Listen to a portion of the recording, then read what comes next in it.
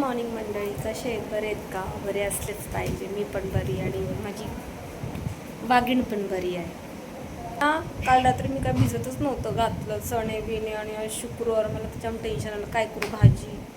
तर मी काय केलं माहिती का, मसूर आहेत ना, काली मसूर ते टाकलेत भिजत.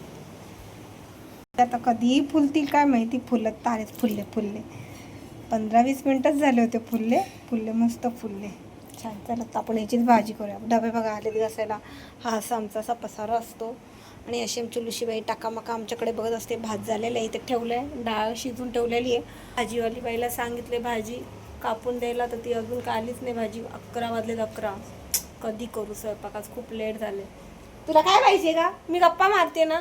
तर एवढं सारं काम पडलं आणि भाजीचं नाही, तर टेन्शन आलं. रात्री इच्छा नादात झोपून गेली मी.